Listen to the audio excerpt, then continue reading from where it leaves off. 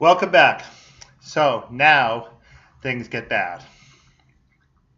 We talked last time about the explosive conflict that broke out between Lucius Cornelius Sulla, the aristocratic conservative senator, and the Novus Homo Gaius Marius.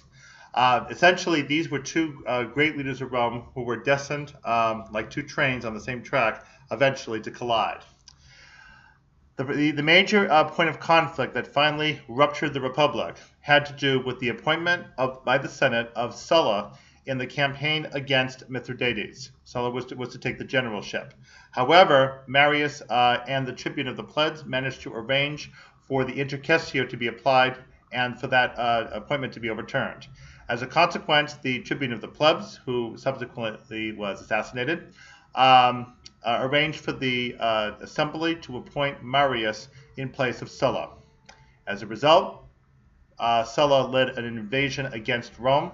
This was unprecedented in Roman history, and through a series of invasions and counter-invasions, a civil war broke out between the supporters of Sulla and the supporters of Marius.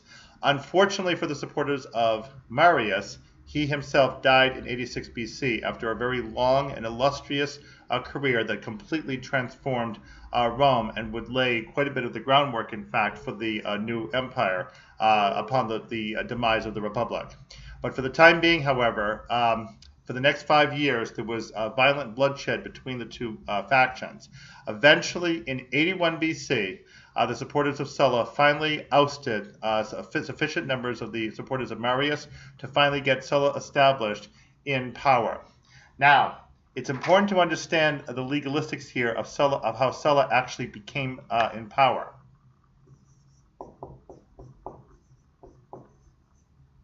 Because this is going to be vital for understanding the later conflict between Pompey and Caesar. And it's also important to understand here the relations with the Senate. There is an unconstitutional procedure that the Senate is capable of taking, and the term for it is this.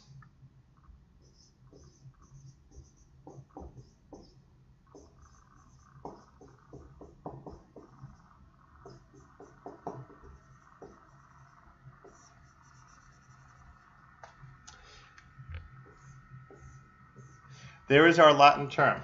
The Latin term is senatus consultum ultimum. This means the final decree of the Senate. What this will do is to give somebody special emergency powers in the form of the position of dictator.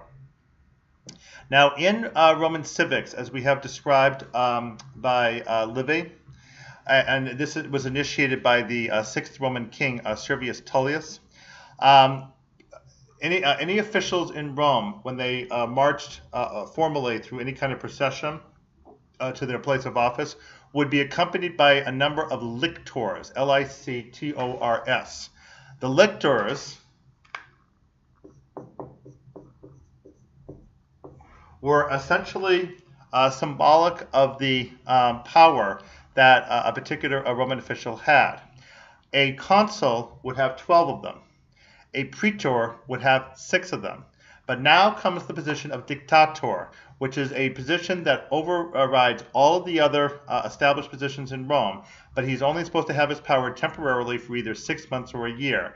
And the reason for this consultum, to appoint somebody dictator, is to see to it that the Roman Republic come to no harm. And again, the dictator would have 24 of these lictors. Now, the way that the power is actually expressed is this.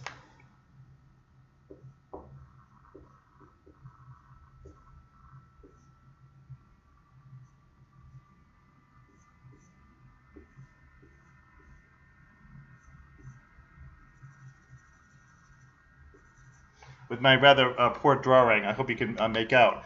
This is an axe, and the Latin word for an axe is fasces. And all around the axe are tied bundles of wheat.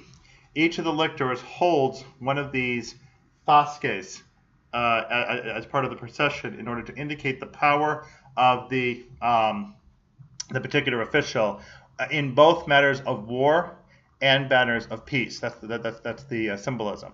Of course, as you can very easily recognize, fasces became a thing in much later history, and obviously had a major effect in the 20th century AD in World War II. Okay, so the dictator is provided a larger number of lictors than the consul and the praetor in order to make apparent that the dictator has a higher, although temporary power, at least in theory, than any other Roman official in place. And again, his main purpose there is to save the republic. One way to get oneself appointed dictator is to get someone else, an enemy, to be appointed, or I should say designated, the public enemy of the state. Now, this was not always the way that a dictator could come into position. The most famous example of a dictator was Cincinnatus. He was the man at the plow who was literally called in by the Roman state to become a dictator, and he in a particular emergency. And once he carried out the campaign needed in that crisis, he immediately laid his power down and returned to the plow. So that's the appropriate way that it was supposed to act. But the Senate and Sulla teamed up, at the interpretation of Sulla very likely, to get him appointed as dictator.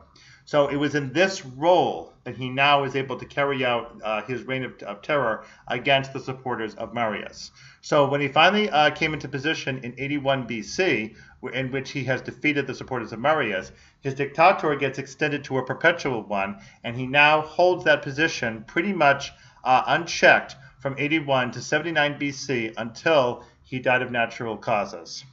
This is a direct consequence of the advent of power that we saw previously with Marius from the plebeian ranks. We see the aristocracy now going directly out to repress the growing power of the plebs, and as you can see, the consequences are in fact explosive.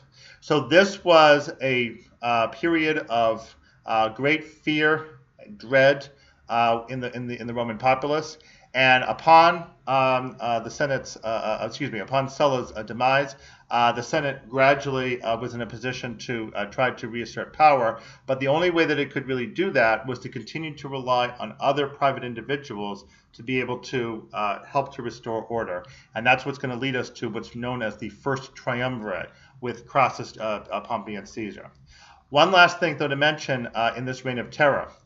Sulla was, of course, quite eager to see to it that the plebs would never again get someone in power like that, and so he went after the tribunes, and he took away their power so that the tribunes would no longer have the specific veto power or really any other legislative power whatsoever, and that put him in a completely dictatorial, tyrannical position, again with virtually no check on his power.